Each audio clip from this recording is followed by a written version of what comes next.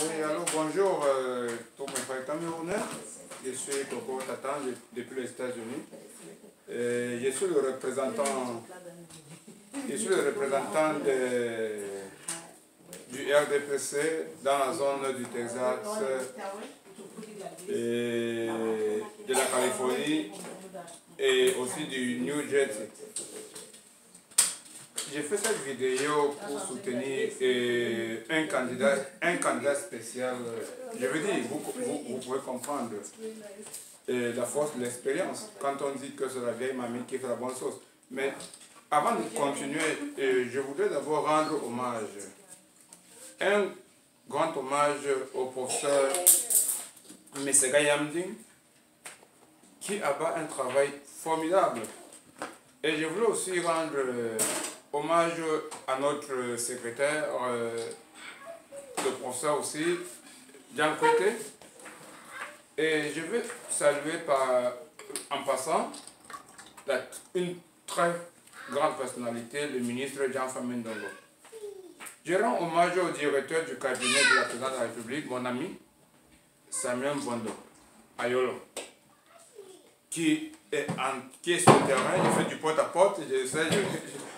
On s'est écouté aujourd'hui encore. Samuel, moi, je te suis tous les jours. Et je vais saluer et je vais rendre honneur à la famille Aïdjo. Je vais par là saluer Aminata, avec qui j'ai causé ça fait, je crois, 3 jours.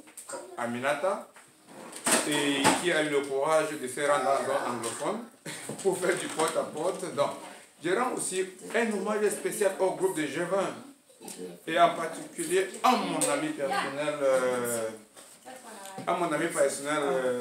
Bandakane. Je rends hommage à mon ami personnel, le président Bandakane du NMP, le Mouvement populaire. Et par ricochet, je rends aussi hommage au président du PADEC. Je veux dire ici Jean de Dieu Momo. Je salue aussi des passages, pas des passages, parce que ce serait un peu diminutif, mais je salue Bertrand Tatinda, ce grand homme camerounais que nous avons tendance d'ignorer. Je ne manquerai pas de rendre hommage, je veux dire, un plus grand hommage à un de mes très grands amis, le fils aîné du président de la République. Je voulais dire, je cite Georges Gilbert Banlon, que je salue avec beaucoup d'honneur, je veux dire. Les élections au Cameroun prochaines ne sont pas une fin en soi. Je voulais vous dire que je suis informé du fait que les armes sont au Cameroun. Les personnes s'apprêtent à détruire notre nation. Des personnes disent que 36 ans c'est trop pour le Cameroun. Mais ces personnes ne savent pas ce qu'on appelle la géopolitique mondiale. Je voulais vous expliquer qu'aux États-Unis, je n'ai pas le droit aux États-Unis de faire une vidéo contre l'Amérique. Une simple vidéo contre l'Amérique, le lendemain, c'est rapatrié au Cameroun. Je voulais vous dire que la politique telle que nous est présentée, je voulais dire la démocratie telle que nous a présentée par les Européens, c'est une farce. C'est une farce. Avant que les Européens n'arrivent chez nous, je voulais dire les Portugais accostent chez nous, nous avions déjà la démocratie. Nos chefs de village appliquaient déjà la démocratie. Donc, nous n'avons pas à adopter la démocratie à l'occidental. Et je voulais vous dire aussi, j'ai été au Maryland, mes chers compatriotes.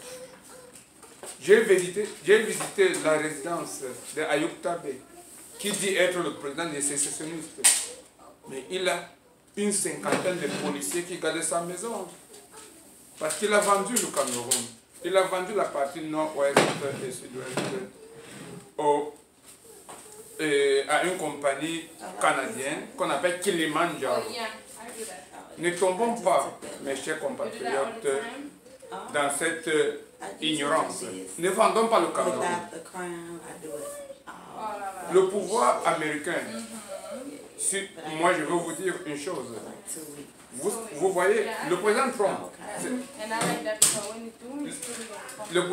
c'est un des plus grands présidents de la planète. Mais il est présenté par la presse comme étant le médiocre. Ils vont vous dire que Obama était le meilleur président. Parce qu'il est venu vendre justement les États-Unis.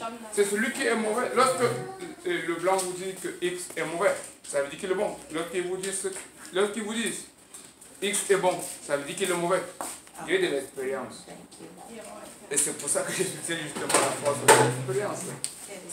Donc, je voulais vous dire, mes chers compatriotes, que le 7, je veux dire dans 2 jours, le 7 qui arrive, ce sera une journée cruciale où chacun sera en face de lui. Le destin de son propre pays.